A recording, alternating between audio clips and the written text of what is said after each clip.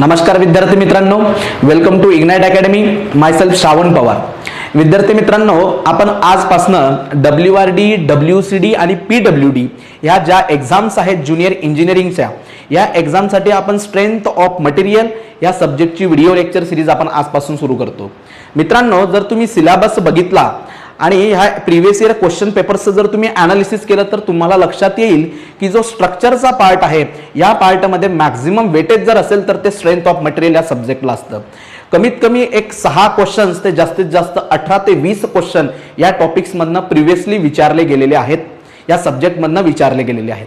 So म्हणून हा subject जो आहे आपल्यासाठी खूप इम्पॉर्टंट सब्जेक्ट आहे. या सब्जेक्टची व्हिडिओ लेक्चर सिरीज सुरू आपण करणार आहोत. आता ही व्हिडिओ लेक्चर सिरीज सुरू करण्या अगोदर आज मी तुमच्यासोबत काही बेसिक गोष्टी डिस्कस करेन आणि त्यानंतर मग आपला टॉपिकला स्टार्ट करूया. तर मित्रांनो, लक्षात घ्या, हा जो काही सिलेबस बघा, हा सिलेबस जो आहे आज आपण तो डिस्कस करणार. ह्या सिलेबसमध्ये सांगितलेलं जे काही युनिट्स असतील, कंप्लीट स्ट्रेंथ ऑफ मटेरियल हा जो सब्जेक्ट आहे याला मी 10 टॉपिक्समध्ये डिवाइड केलेला आहे आणि प्रत्येक युनिट जो आहे हा युनिट स्टार्ट करण्या अगोदर आपण ह्या युनिटचा कन्सेप्ट मॅप डिस्कस करणार की या युनिटमध्ये आपल्याला कोणकोणते सब टॉपिक्स आहेत आणि कोणते टॉपिक्स आपल्याला अभ्यासायचे आहेत. According to that concept map प्रत्येक गोष्ट तुम्हाला शिकवली जाईल. एकदा का कंप्लीट युनिट झालं त्यानंतर मित्रांनो, जे काही क्वेश्चन्स ह्या एक्झाम्समध्ये आलेले आहेत WRD, WCD आणि PWD, हे प्रिव्हियस इयरचे सगळे क्वेश्चन्स आपण डिस्कस करणार आहोत. त्यानंतर काही क्वेश्चन्स तुम्हाला PDF फॉर्मॅटमध्ये दिले जातील फॉर प्रॅक्टिस आणि त्यानंतर तुम्हाला कोणताही प्रकारचा डाऊट असेल त्या क्वेश्चनशी रिलेटेड तर त्यासाठी माझा नंबरही तुम्हाला अवेलेबल करून दिला असेल, तुम्ही डायरेक्ट मला संपर्क साधू शकता. सो मित्रांनो, हा स्ट्रेंथ ऑफ मटेरियल सब्जेक्ट जो आहे याला खूप इम्पॉर्टंट आहे, खूप महत्त्वाचा सब्जेक्ट आहे. एकदा का तुम्हाला हा सब्जेक्ट व्यवस्थितपणे क्लिअर झाला तर त्यानंतर तुम्हाला जो अनालिटिकल पार्ट आहे स्ट्रक्चरचा तो पण तुम्हाला खूप सोपा जात असतो. सो बेसिकली हा जो सब्जेक्ट आहे याचा आधी आपण सिलेबस डिस्कस करूया. सो यामध्ये मी कम्प्लिटली 10 पार्टमध्ये याला मी डिवाइड केलंय. So the first part is what, that is the simple stress and strain. So हा टॉपिक जो आहे मित्रांनो, हा सगळ्यात बेसिक टॉपिक्स आणि खूप इम्पॉर्टंट टॉपिक्स आहेत. मॅक्झिमम क्वेश्चन जे असतात थेरॉटिकल क्वेश्चन या टॉपिक मधनं आपल्याला फ्रेम केली जातात. ठीक आहे. सो यामध्ये महत्त्वाचं म्हणजे आपल्याला शिकायला भेटणार आहे की मिनिंग्स ऑफ स्ट्रेस, त्याचं युनिट, त्याचे टाइप्स, त्यानंतर स्ट्रेनची डेफिनेशन, त्याचं युनिट, त्याचे टाइप्स, या सगळ्या बेसिक गोष्टी आपण याच्याशी डिस्कस करणार आहोत. सो हा टॉपिक जो आपल्यासाठी खूप इम्पॉर्टंट आहे.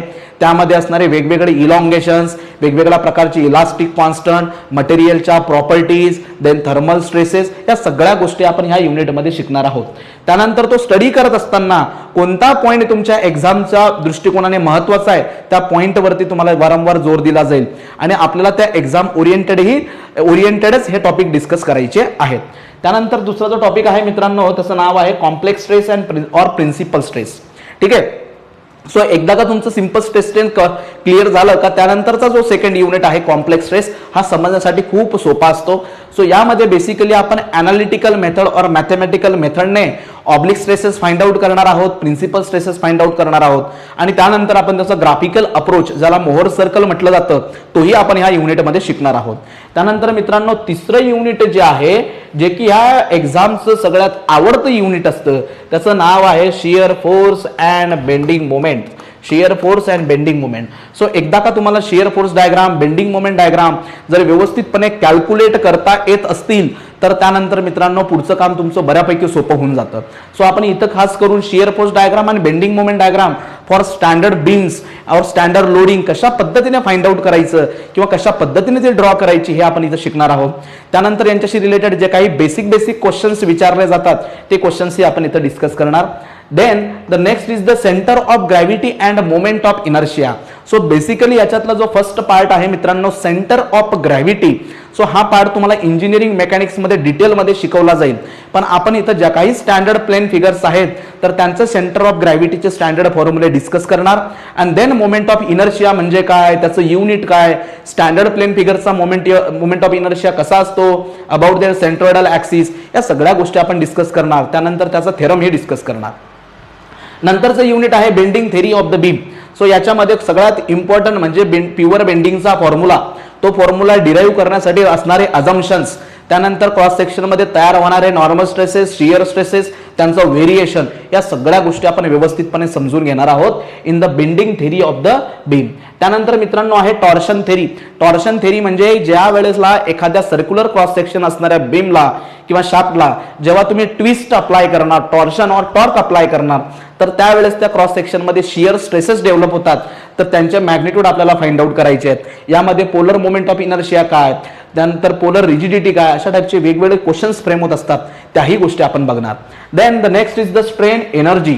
सो बेसिकली स्ट्रेन एनर्जी म्हणजे काय, ॲक्झियल लोडिंगसाठी स्ट्रेन एनर्जी कशी कॅल्क्युलेट करायची, ट्रान्सवर्स लोडिंगसाठी, टॉर्शनच्या केसमध्ये स्ट्रेन एनर्जी कशी कॅल्क्युलेट करायची, हे बेसिक्स आणि त्याचे स्टँडर्ड फॉर्म्युला आपण डिस्कस करणार. एकदा का तुम्हाला स्ट्रेन एनर्जी कॅल्क्युलेट करता आली तर याचा वापर करून तुम्ही स्लोप अँड डिफ्लेक्शन्स पण फाइंड आउट करत असतात. ठीक आहे, त्याही गोष्टी आपण पुढे जाऊन डिस्कस करणार आहोत.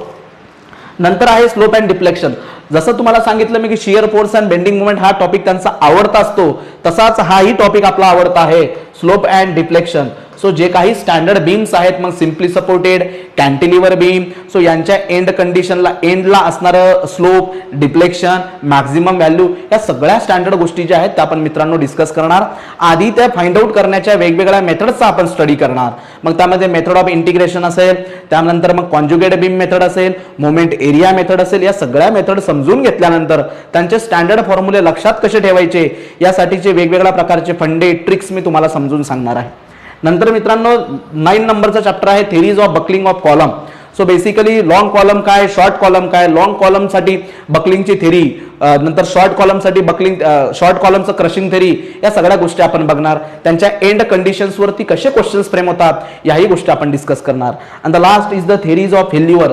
थेरीज ऑफ फेल्युअर वरतीही क्वेश्चन्स फ्रेम होत असतात. सो बेसिकली जो काही स्ट्रेंथ ऑफ मटेरियलचा जो पार्ट आहे याला 10 टॉपिक्स मध्ये आपण डिवाइड केला आहे आणि 1 बाय 1 आपण प्रत्येक युनिट क्लिअर करत जाणार आहोत. आता तुमच्यासाठी काही इन्स्ट्रक्शन आहेत मित्रांनो. जेव्हाही तुम्ही ही व्हिडिओ लेक्चर सिरीज बघणार तर त्यावेळेस आपला जो व्हिडिओ असेल त्याची लेंथ जवळजवळ 50 ते 60 मिनिटाची असेल. व्हिडिओ बघत असताना चान्सेस आहेत की तुम्हाला बोरिंग होऊ शकतं, because this is the one way communication. आपल्याला इकडे दोघं बाजूनं कम्युनिकेट करता येणार नाहीये. सो ज्याही वेळेला तुम्हाला बोर होईल व्हिडिओला पॉज करा, थोडं फ्रेश व्हा आणि परत येऊन तो व्हिडिओ तुम्हाला बघायचा आहे. ठीक आहे, सो अशा पद्धतीने मित्रांनो तुम्हाला आता घर बसल्या अभ्यास करता येणार आहे. सो आपण स्टार्ट करूया, कुठलाही प्रकारचा वेळ न वाया घालता, की जो काही सिलेबस आहे त्याच्यातलं जो फर्स्ट युनिट आहे ज्याचं नाव आहे simple stress and strain. So या युनिटला आपण स्टार्ट करूया. तर लक्ष द्या मित्रांनो, हा जो फर्स्ट युनिट आहे simple stress and strain. So the first unit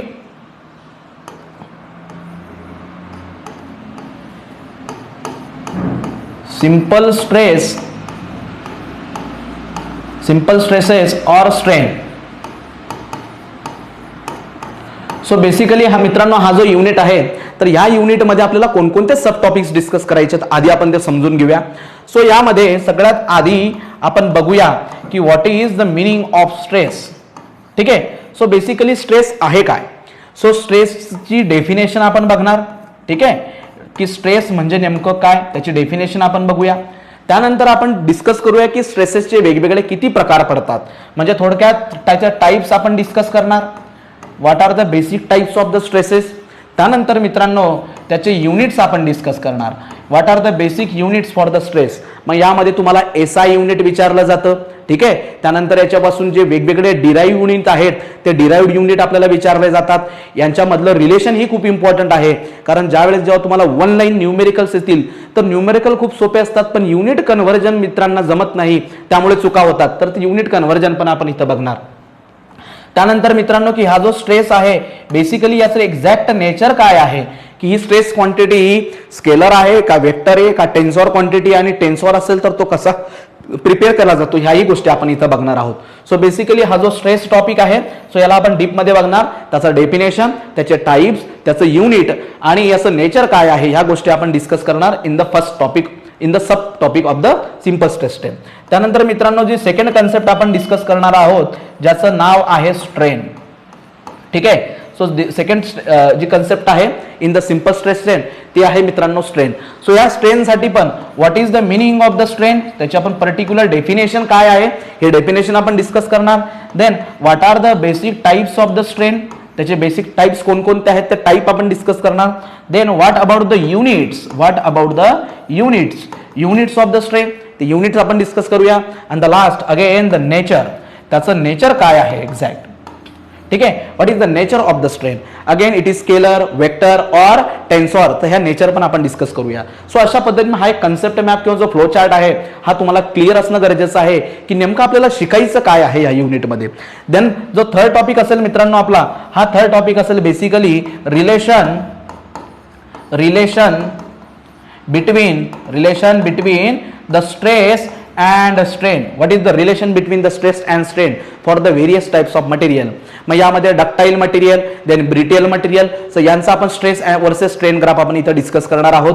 त्यानंतर तो स्ट्रेस स्ट्रेन ग्राफचा स्लोप काय असेल, तो कशा पद्धतीने हुक्स लॉ तिथं व्हॅलिड होतो, हुक्स लॉचं स्टेटमेंट काय, या सगळ्या गोष्टी आपण डिस्कस करणार in the relation of the stress strain. आणि after that the fourth topic is what, जो चौथा टॉपिक आपण डिस्कस करणार आहोत यामध्ये मित्रांनो वेगवेगळ्या मटेरियलच्या प्रॉपर्टीज आपण डिस्कस करणार. सो मटेरियल प्रॉपर्टीज यामध्ये आपण वेगवेगळ्या प्रकारच्या मटेरियलच्या प्रॉपर्टीज आपण डिस्कस करू. ठीक आहे. आफ्टर दॅट द इलॉंगेशन, ज्याला चेंज इन लेंथ म्हटलं जातं. So what is the elongation and how to find out the elongation for the different types of bar. If axial bar is there and external load जर त्याच्यावर act केला असेल तर त्याच्यामुळे किती इलॉंगेशन होतं, त्याच ऍक्सियल बारला सेल्फ वेटमुळे किती इलॉंगेशन होतं. देन जर बार स्टेप्ड बार असेल किंवा वेगवेगळा क्रॉस सेक्शनचा बार असेल, युनिफॉर्मली टॅपर्ड बार असेल, सो अशा वेगवेगळ्या केसेसमध्ये आपण इलॉंगेशनचे फॉर्म्युले डिस्कस करणार, ते डिराईव्ह करणार आणि सिम्पली त्यांना लक्षात कसं ठेवायचं हेही इम्पॉर्टंट आहे आपल्या दृष्टीने. इलॉंगेशन झाल्यानंतर मित्रांनो आपण बघणार की what are the basic types of the elastic constant.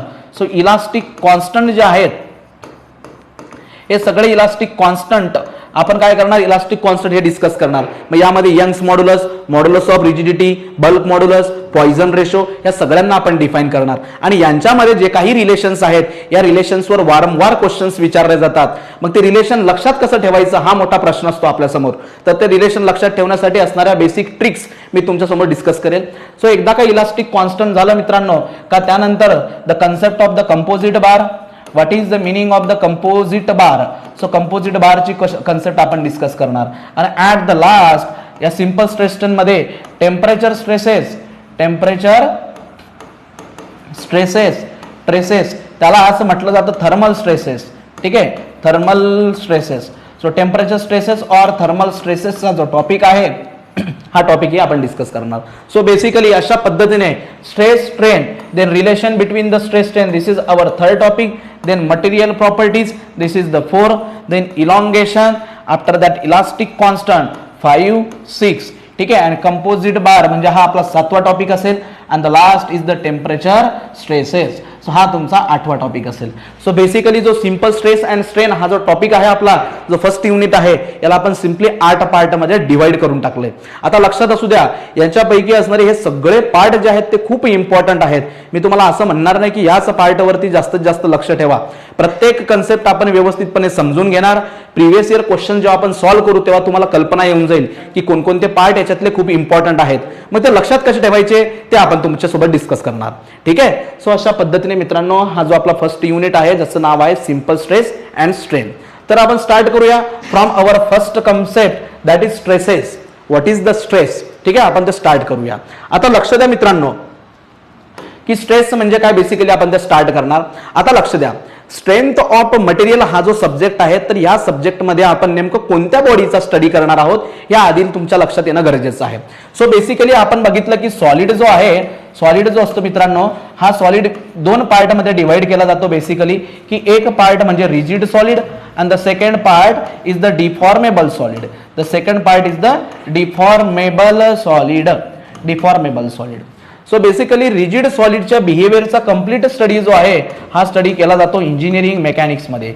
Study of the behaviour of rigid solid याचा कंप्लीट स्टडी केला जातो इंजिनिअरिंग मेकॅनिक्स मध्ये. डिफॉर्मेबल सॉलिड मीन्स व्हॉट, की जेव्हा तुम्ही त्याला एक्सटर्नल फोर्स अप्लाय करतात हा सॉलिड डिफॉर्म होतो म्हणजे त्याचा शेप अँड साईज तो चेंज करून घेतो. So that type of solid is the deformable solid. So basically 2 प्रकारचे डिफॉर्मेबल सॉलिड असतात. एक डिफॉर्मेबल सॉलिड की जेव्हा तुम्ही त्याला फोर्स अप्लाय करणार तो डिफॉर्म होऊन जाईल, फोर्स काढून घेतला तो त्याच्या ओरिजिनल शेप मध्ये येऊन जाईल. That type of solid is the elastic solid. त्याला म्हटलं जातं मित्रांनो elastic deformable solid, elastic solid. And the second solid is what, की when you are apply the external force to that solid तो solid deform तर होईल पण जेव्हा तुम्ही फोर्स काढून घेणार तो त्याच्या ओरिजिनल शेप आणि साईज मध्ये रिकव्हर होणार नाही, तो डिफॉर्मच राहील. सो त्या सॉलिडला म्हटलं जातं प्लास्टिक सॉलिड. तर त्याला मित्रांनो म्हटलं जातं प्लास्टिक सॉलिड. सो बेसिकली आपण कोणत्या सॉलिडचा स्टडी करणार आहोत? So in the strength of material subject आपण डिस्कस करणार आहोत behaviour of the elastic solid. So strength of material ज्याला आपण स्वाम म्हणतो, याच्यामध्ये डिस्कस करणार आहोत आपण study of the behaviour of elastic solid. So आता सांगितल्याप्रमाणे की इलास्टिक सॉलिड काय असतं लक्ष द्या मित्रांनो. हा बेसिक एक डायग्राम मी इथं काढतो बघा. हा अशा पद्धतीचा एक सॉलिड आहे, ठीक आहे. हा अशा पद्धतीचा एक सॉलिड आहे. जेव्हा मी या सॉलिडला एक्सटर्नली टेन्शन अप्लाय करेल, बघा हा मी टेन्शन अप्लाय करतो याला P and this is your P. So मी त्याला एक्सटर्नल टेन्साइल फोर्स अप्लाय करतोय. तर यामुळे काय होईल की हा जो सॉलिड आहे हा सॉलिड अशा पद्धतीचा इलॉंगेट होईल, ठीक आहे. So this is the elongation in the solid. त्याला डिफॉर्मेशन म्हटलं जातं. त्याची साईज चेंज झाली, ठीक आहे. पण ज्या वेळेस बघा when you are apply the external force, हा काय झाला मित्रांनो, हा इलॉंगेट झाला. पण जर का मी आता हा फोर्स काढून टाकला तर परत हा सॉलिड जो आहे त्याच्या ओरिजिनल शेप आणि साईज मध्ये येऊन जाईल. असं का झालं? तसं कारण आहे, लक्ष द्या की ज्या वेळेस तुम्ही याच्यावर फोर्स अप्लाय करत होते, जेव्हा तुम्ही फोर्स अप्लाय करत होते तर ह्या बॉडीमध्ये इंटरनल रेझिस्टिव्ह फोर्स सेटअप होत होता. ज्यावेळेस तुम्ही फोर्स अप्लाय करताय बाहेरच्या डायरेक्शन मध्ये, त्यावेळेस या सरफेसवरती मित्रांनो काय डेव्हलप होत होते? Internal resisting force in the opposite nature. मग बघा आपण टेन्साइल फोर्स अप्लाय करतोय, बाहेरच्या बाजूने त्याला इलॉंगेट करतोय, तर त्याच्या आतमध्ये ते मॉलिक्युल्स काय करतात? रेझिस्टन्स सेटअप करतात. मग जेव्हा तुम्ही ऍक्शनला काढून टाकणार तर त्याच्यामध्ये असणारी जी रिॲक्शन आहे ती ऍक्टिव्ह होते आणि त्याला परत त्या शेपमध्ये घेऊन येते. So basically if the material is elastic material, तर याचं कारण काय आहे? त्याच्यामध्ये इलास्टिसिटी प्रॉपर्टी असण्याचं, त्या मटेरियलमध्ये रिस्टोरिंग फोर्स किंवा रेझिस्टन्स जो आहे तो सेटअप होतो. जर रेझिस्टन्स डेव्हलप होत असेल तर ती बॉडी आहे इलास्टिक बॉडी, अदरवाईज ती प्लास्टिक बॉडी असेल. कारण प्लास्टिक बॉडीमध्ये रेझिस्टन्स सेटअप होत नाही, त्यामुळे ती बॉडी डिफॉर्म झाली का डिफॉर्मच होऊन जाते. येतं लक्षात? सो बेसिकली आपण काय करणार आहोत? इलास्टिक बॉडीचा स्टडी करणार आहोत आणि त्या बॉडीमध्ये काय सेटअप होतं? रेझिस्टन्स सेटअप होत असतं, ठीक आहे. सो मित्रांनो हे आतापर्यंत तुम्हाला क्लिअर झालं असेल. मग बघूया आपण की नेमकं स्ट्रेस म्हणजे काय असतं. तर मित्रांनो लक्ष द्या त्यासाठी बघा. सो हे स्ट्रेस ऍक्च्युली असतं काय, म्हणायचं कशाला? तर आतापर्यंत आपल्याला एक गोष्ट तर फिक्स कळली की आपण स्टडी करणार आहोत इलास्टिक बॉडीचा. मग लक्ष द्या मित्रांनो, ती स्ट्रेसची कन्सेप्ट समजून घेण्यासाठी आपण हे एक एक्झाम्पल बघूया. हा एक रेक्टँग्युलर इलेमेंट आहे. या रेक्टँग्युलर इलेमेंट वरती मित्रांनो मी काय करतो की बघा हा अशा पद्धतीचा फोर्स अप्लाय करतो, एक्सटर्नल फोर्स P, ठीक आहे. हा फोर्स मी अप्लाय केला. आता जो अप्लाय केलेला फोर्स आहे हा कोणत्याही टाईपचा फोर्स असू शकतो. म्हणजे काय? पॉइंट लोड असू शकतो, युनिफॉर्मली डिस्ट्रीब्युटेड लोड असू शकतो, युनिफॉर्मली व्हॅरिंग किंवा मोमेंट असू शकतो. नंतर हा लोड ऍक्सियल असू शकतो, ट्रान्सवर्स लोड असू शकतो, ट्विस्टिंग लोड असू शकतो, ठीक आहे. कोणत्याही प्रकारचा लोड असू शकतो. सो बेसिकली होणार काय आहे की ही बॉडी आहे इलास्टिक बॉडी. सो जेव्हाही तुम्ही याच्यावर फोर्स अप्लाय करणार ती डिफॉर्म होईल आणि डिफॉर्म झाल्यानंतर त्याच्यामध्ये रेझिस्टन्स सेटअप होईल. सो आपल्याला कॉन्सन्ट्रेट करायचं त्या रेझिस्टन्स वरती. सो बेसिकली लक्ष द्या आता बघा, ज्या वेळेस मी हा फोर्स अप्लाय करतोय P फोर्स या बॉडीवरती, ठीक आहे, हा अशा पद्धतीचा ऍक्सियल फोर्स मी अप्लाय करतोय फॉर दिस इलेमेंट. तर त्यावेळेस काय होईल मित्रांनो की सपोज मी एक सेक्शन घेतो या कंप्लीट बॉडी मधला, हा एक क्रॉस सेक्शन मी घेतो. बघा हा जो क्रॉस सेक्शन आहे या क्रॉस सेक्शन वर मी बॉडीला कट करतो. सो कट केल्यानंतर माझ्या लक्षात काय येतंय बघा, आपण मायक्रोस्कोपिक लेवलला जाऊन अभ्यास करतोय त्याचा, की त्याला जर मी कट केलं तर त्यावेळेस काय होईल की हा जो पार्ट आहे this part is A and this part is the B part. So एकदा का कट केलं मित्रांनो, सो त्यावेळेस हा जो B पार्ट आहे दिस B पार्ट, हा B part due to the application of this P force हा राईट डायरेक्शन मध्ये मूव्ह होण्याचा ट्राय करेल. But due to the attachment with A part तो त्याला मूव्ह होऊ देणार नाही. म्हणजे ज्या वेळेस तुम्ही एक्सटर्नल फोर्स अप्लाय करताय P, तर त्याच वेळेस प्रत्येक क्रॉस सेक्शन वरती अशा पद्धतीचं अपोजिट नेचरची ही काय तयार होते? रिॲक्शन्स तयार होते. So this is the reaction which is setup across the cross section. हा जो एलिमेंट आहे त्याचा जो क्रॉस सेक्शन दिसतोय तुम्हाला बघा, so this is the cross section. So या क्रॉस सेक्शन वरती काय होतं मित्रांनो, ही रिॲक्शन जी आहे ही सेटअप होते.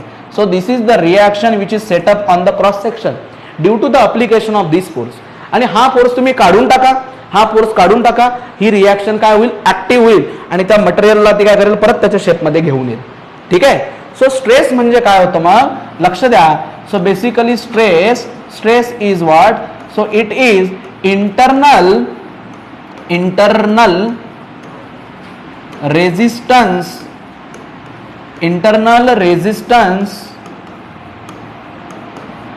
developed per cross section. So what is the meaning of stress? It is the internal resistance developed per cross section due to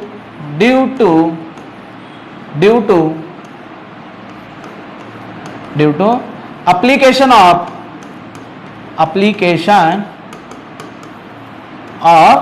external force, due to the application of external force. So this is the basic definition of stress. So actually it is what? It is the internal resistance developed across the cross section or per cross section due to the application of the external force, and that is what? Stress. So बघा, so basically याला कसं लिहिता येईल मग? म्हणजे stress काय असतो हा? So stress is, it is resistance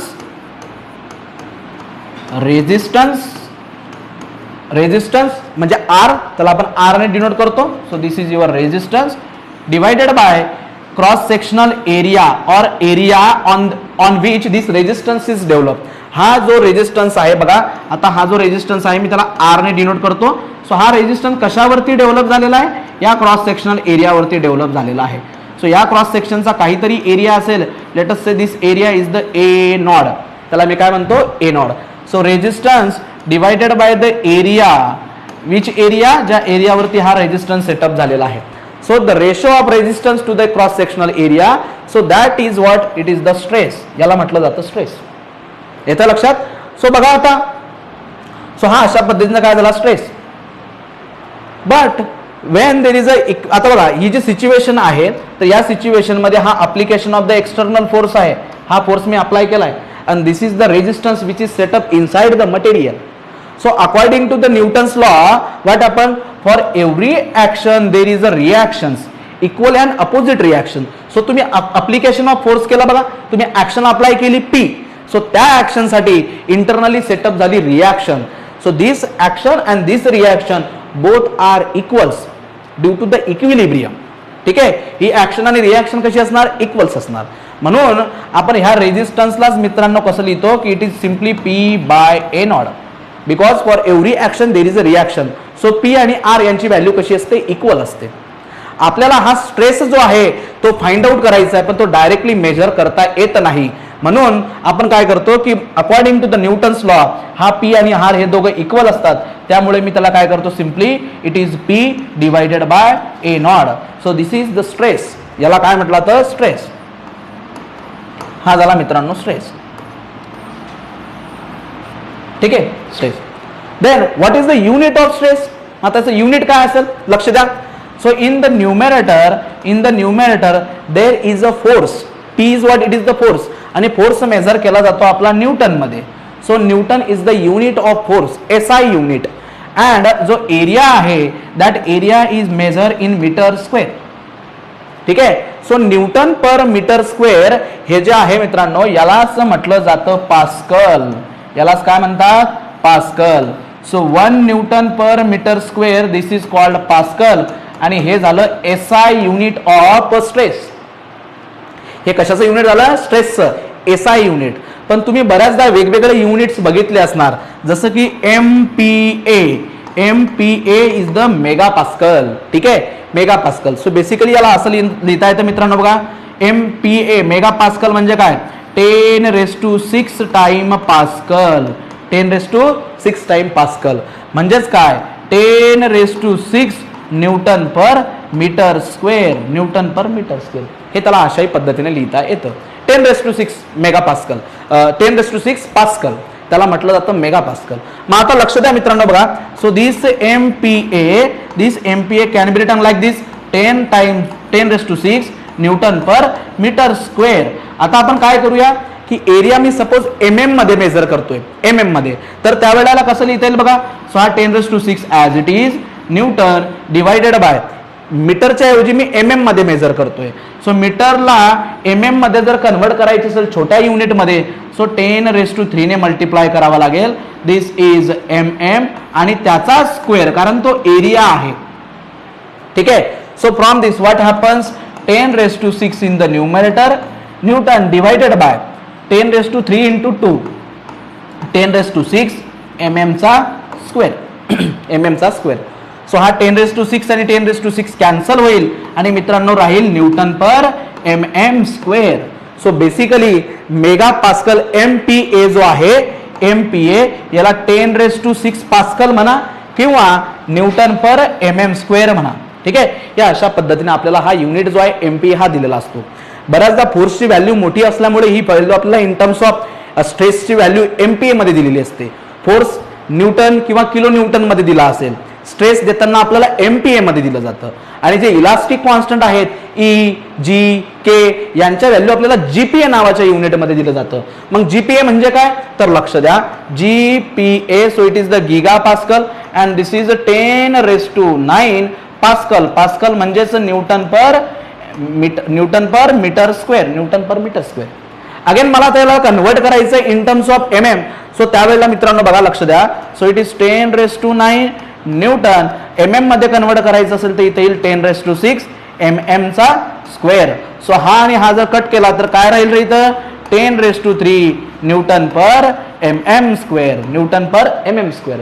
10 raised to 3 ला बेसिकली आपण किलो म्हणतो, म्हणजे हा काय होईल मित्रांनो kilo newton divided by mm square. So ज्या वेळेला GPa हे युनिट असेल GPa, so 1 GPa is equals to 1 kilo newton per mm square.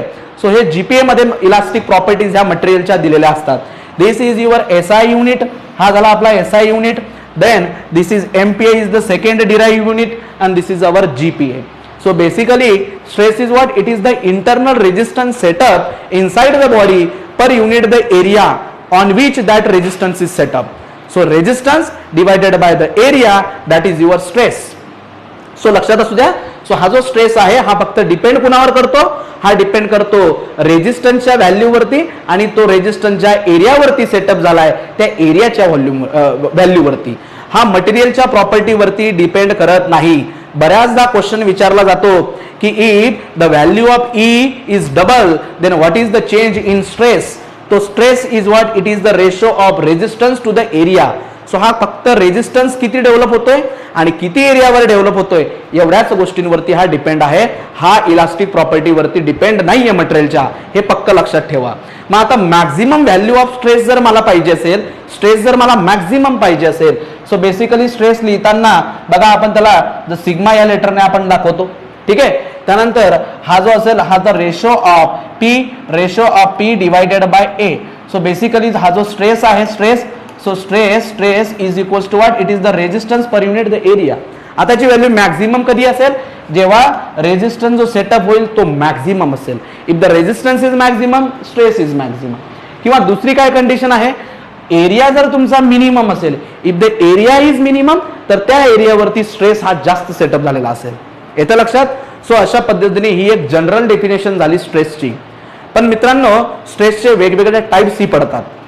मग त्या टाइप्स कशावरनं पडतात, जो फोर्स तुम्ही अप्लाय करताय याचं नेचर काय आहे त्यानुसार स्ट्रेसचे वेगवेगळे टाइप पडतात. सो त्यातला पहिला टाइप की ज्या वेळेस तुम्ही फोर्स अप्लाय करताय, when you are apply the external force which is perpendicular to the area और perpendicular to the plane, so that type the stress develop is the normal stress किंवा direct stress. जर तुम्ही externally force apply केला, जो force जर एरियाला perpendicular असेल तर त्यावेळेला जो स्ट्रेस डेव्हलप होईल तो नॉर्मल स्ट्रेस असतो किंवा त्याला म्हटलं जातं डायरेक्ट स्ट्रेस. जर तुम्ही फोर्स अप्लाय करताय and that force is parallel to the area, if the application of force is parallel to the area, so that time जो काही स्ट्रेस डेव्हलप होईल that is the shear stress. येतं लक्षात. So direct stress कधी म्हणायचंय, so when you are apply the external force which is perpendicular to the area, so that type there is a direct stress, त्यालाच normal stress ही म्हटलं जातं. ठीक आहे. सो बघा लक्ष द्या मित्रांनो इकडे. सो बेसिकली बघा आता लक्ष द्या, हा माझ्याकडे हा एक एरिया आहे. ठीक आहे, आणि तुम्ही काय करताय, हा जो क्रॉस सेक्शनल एरिया आहे या क्रॉस सेक्शनल एरियावरती आपण हा अशा पद्धतीचा फोर्स अप्लाय करतोय. ठीक आहे. So this is like this. So this area is there and now you are apply the force which is perpendicular to the area, so this is the force P. So when you are apply the force which is perpendicular to the area, So due to these force what happens, the stress develops inside the body and that stress is called direct stress. त्याला काय म्हटलं जातं, direct stress. Direct stress किंवा त्याला दुसऱ्या नावानेही ओळखण्यात येतं नॉर्मल स्ट्रेस. Normal stress. ठीक आहे. आणि त्याला डिनोट करतात मित्रांनो सिग्मा ह्या लेटरने. कशाने डिनोट करतात, सिग्मा. सो डायरेक्ट स्ट्रेस त्यालाच दुसरं नाव काय आहे, नॉर्मल स्ट्रेस. तसे जसे तुम्हाला दोन दोन नावं असतात सोन्या मोन्या, तसं हा डायरेक्ट स्ट्रेस आणि normal stress. So normal stress जो आहे हा सिग्मा या लेटरने डिनोट करतात. पण नॉर्मल स्ट्रेस कधी म्हणायचं त्याला, when you are apply the external force which is perpendicular to the area. So that time the force develop is the normal और direct stress. Then the second type is the shear stress. आता लक्ष द्या, हा एक rectangular area आहे और rectangular element आहे आणि तुम्ही हा फोर्स अप्लाय करताय बघा. दिस इज द फोर्स. हा फोर्स आपण अप्लाय करतोय बघा. हा अशा पद्धतीचा फोर्स मी अप्लाय करतोय. Late us say this force is the P. हा फोर्स झाला पी. सो आता हा जो फोर्स मी अप्लाय करतोय मित्रांनो, आधी तुम्ही ह्या प्लेनचा विचार करा फक्त. हा जो प्लेन आहे याचा एरिया म्हणतो मी A1.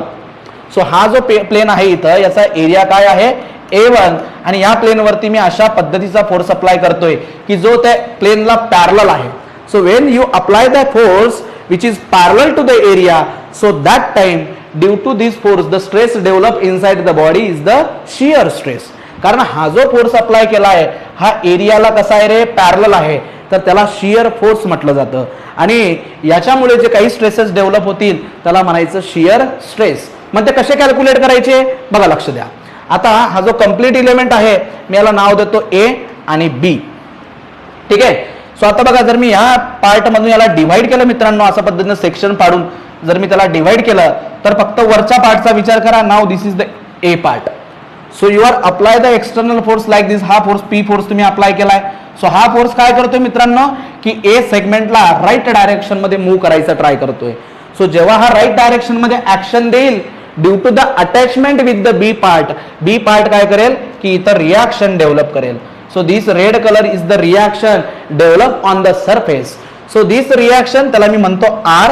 ही रिॲक्शन आणि ती ज्या सरफेस वरती डेव्हलप झालेली आहे सो त्यांचा रेशो रिॲक्शन आणि ज्या सरफेस वरती डेव्हलप झाली दॅट इज द A1. कारण बघा हा एरिया आहे A1, त्याला पॅरलल एरिया हा बॉटमचा आहे. सो हा एरिया पण काय आहे A1. So this is called shear stress. याला काय म्हटलं जातं, शियर स्ट्रेस. आणि ही शियर स्ट्रेस टाऊ या लेटरने डिनोट करतात. ठीक आहे. सो दोन बेसिक टाइप आपण बघितले स्ट्रेसचे. पहिला म्हणजे डायरेक्ट, दुसरा शियर. काय आहे दोघांमध्ये डिफरन्स, दोघांचा रेशो जी डेफिनेशन आहे ती सेमच आहे की resistance per unit the cross section area. Resistance per unit the cross section area. ठीक आहे. दोघांची डेफिनेशन मित्रांनो सेम आहे. But the difference is what की डायरेक्ट स्ट्रेस किंवा नॉर्मल स्ट्रेस तेव्हाच तयार होतो जेव्हा तुम्ही फोर्स अप्लाय करतात परपेंडिक्युलर टू द प्लेन. ठीक आहे. सो हा जो फोर्स अप्लाय केला हा या प्लेनला तो कसा आहे रे, या प्लेनला तो परपेंडिक्युलर अप्लाय झालाय. त्यामुळे जो काही स्ट्रेस डेव्हलप होईल इलेमेंट मध्ये तो असेल नॉर्मल स्ट्रेस किंवा डायरेक्ट स्ट्रेस. आता हा जो फोर्स मी अप्लाय केलाय हा फोर्स सरफेसला पॅरलल आहे म्हणून याच्यामुळे जो काही स्ट्रेस डेव्हलप होईल तो असेल शियर स्ट्रेस. त्याला डिनोट करतात टाऊ या लेटरने. ठीक आहे. हे झाले दोन basic types of the stress. तिसरा टाइप लक्ष द्या. सो मित्रांनो आता हा एक बीम आहे, बीम प्रॉब्लेम आहे. आणि तुम्ही काय करताय रे की हा जो बीम प्रॉब्लेम आहे या बीमला वरतून अशा पद्धतीची लोडिंग अप्लाय केली. P1, P2 अँड P3 अशा पद्धतीचे लोड्स तुम्ही अप्लाय केलेत. वरतून स्लॅबचा पण लोड आला, त्याला आपण म्हणूया की it is uniformly distributed load. हा झाला युनिफॉर्मली डिस्ट्रीब्युटेड लोड, स्लॅबवरून आला. तर त्यामुळे होईल काय, लक्ष द्या की ही जी लोडिंग आहे, आता बघा हा जो बीम आहे मित्रांनो या बीमची ही झाली लेंथ. ही काय झाली बीमची लेंथ ऑफ द बीम. आणि ह्या लेंथला हा ऍक्सिस पॅरलल आहे. सो याला म्हटलं जातं longitudinal axis. Longitudinal axis of the beam. So external load कसा आहे आता लक्ष द्या. What is the sense of external load और nature. So the nature is what, it is perpendicular to the longitudinal axis. हा लॉंगिट्युडिनल ऍक्सिसला कसा आहे मित्रांनो बघा, लॉंगिट्युडिनल ऍक्सिसला हा लोड परपेंडिक्युलर आहे. So the external load is perpendicular to the longitudinal axis. त्या प्रकारच्या लोडिंगला म्हणतात ट्रान्सवर्स लोडिंग. सो ही जी लोडिंग आहे याला म्हटलं जातं ट्रान्सवर्स लोडिंग. जर लोड अलॉंग द ऍक्सिस असेल so that is the axial type load. ठीक आहे. When the force is acting along the longitudinal axis तर त्याला म्हणायचं ऍक्झियल लोडिंग. परपेंडिक्युलर असेल तर ट्रान्सवर्स लोडिंग. जर आता अशा पद्धतीचा लोड जर अप्लाय असेल केलेला असेल मित्रांनो तर हा लोड काय करतो आपल्या इलेमेंटमध्ये या इलेमेंटला तो अशा पद्धतीने डिफ्लेक्ट करतो. So this is the deflected profile of your beam. So this is the deflected profile. ठीक आहे. हा अशा पद्धतीने त्याला तो डिफ्लेक्ट करतो. सो हे डिफ्लेक्शन झाल्यामुळे काय होतं याला बेंडिंग म्हणतात. This is what it is the bending. आणि या बेंडिंगमुळे याच्यामध्ये जे काही स्ट्रेसेस डेव्हलप होतील त्या स्ट्रेसेसला म्हटलं जातं bending stresses. So the third type of stress is what. तिसऱ्या टाइपचा स्ट्रेस कोणता झाला बेंडिंग स्ट्रेस. Bending stress. आणि हा बेंडिंग स्ट्रेस जो आहे मित्रांनो हा नॉर्मल जर असेल तर त्याला सिग्मा सफिक्स बी असं डिनोट केलं जातं. ठीक आहे. सो बेंडिंग स्ट्रेस कशामुळे बेंडिंग स्ट्रेस झाला when the external force acting on the element perpendicular to the longitudinal axis. In short transverse force जर असेल तर तो त्या इलेमेंटला बेंड करून टाकतो. आणि बेंड केल्यामुळे काय होतं रे की हा पार्ट बघा हा पार्ट कॉम्प्रेस होतोय. सो हा वरचा पार्ट कॉम्प्रेस होतोय आणि हा बाहेरचा पार्ट इलॉंगेट होतोय. So there is a elongation and compression. पण हे झालं बेंडिंगमुळे. म्हणून जे काही रेजिस्टन्स सेटअप होईल किंवा जे काही स्ट्रेसेस डेव्हलप होतील त्याला म्हटलं जातं बेंडिंग स्ट्रेसेस. याचा कम्प्लीट स्टडी आपण वेगळ्या चॅप्टरमध्ये करणार आहोत ज्यामध्ये आपण बेंडिंग थेरी ऑफ बीम म्हटलंय किंवा बेंडिंग थेरी म्हटलंय त्याच्यामध्ये आपण याचा कम्प्लीट स्टडी करणार आहोत. This is the third type of stress bending stress. पहिला बघितला नॉर्मल, दुसरा बघितला shear and the third is what bending. याच्यानंतरचा चौथा टॉपिक जो आहे चौथा टाइपचा stress that is the shear stress develop due to the twisting action. आता बघा ह्या अशा पद्धतीचा एक शाफ्ट आहे किंवा एक रॉड आहे. जर मी याला अशा पद्धतीचा मोमेंट जर अप्लाय केला so this is the twisting moment किंवा याला टॉर्क म्हटलं जातं. टॉर्क किंवा ट्विस्टिंग मोमेंट नेहमी जो लेंथ ऍक्सिस आहे दिस इज द लेंथ ऍक्सिस त्याच्या अबाउट लावतात. म्हणजे आता सपोज हा रॉड आहे माझा हँड म्हणजे रॉड आणि याला काय करतो आपण असं पीळ देतोय पीळ. So this is the twisting. त्याला मराठीत पिळणे म्हणतो आपण. कपड्यांना तुम्ही ट्विस्ट देतात बघा कपड्यांना आपण ट्विस्ट देतो. So this is the torque. आणि त्या टॉर्कमुळे प्रत्येक क्रॉस सेक्शन मध्ये जो फोर्स डेव्हलप होईल किंवा जो स्ट्रेस डेव्हलप होईल that is the shear stress. त्याला काय म्हटलं जातं shear stress. Stress due to torsion. Due to the torsion.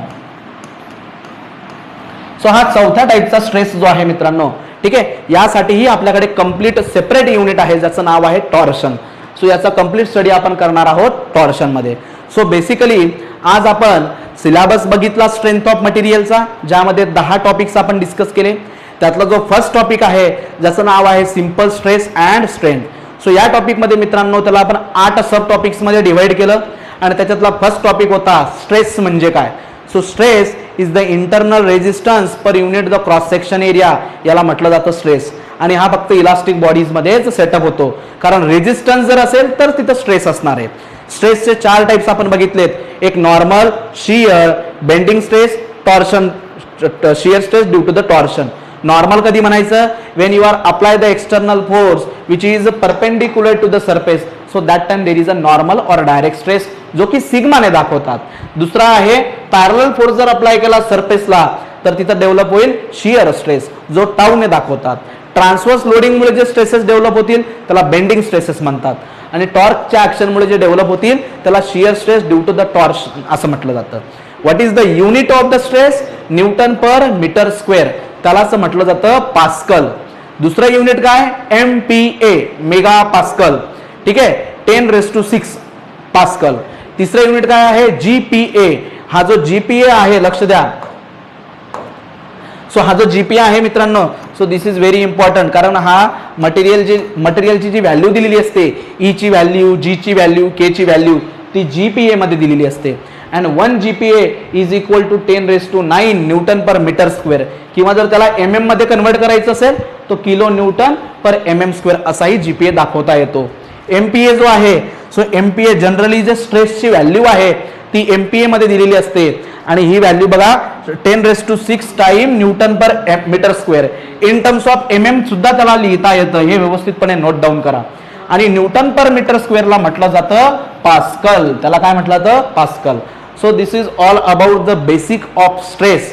तर यामध्ये स्ट्रेसची डेफिनेशन त्याचं युनिट्स, त्याचे टाइप्स आपण डिस्कस केले. ठीक आहे. सो रिमेनिंग पार्ट जो आहे आपण लवकरच नेक्स्ट व्हिडिओमध्ये डिस्कस करूया.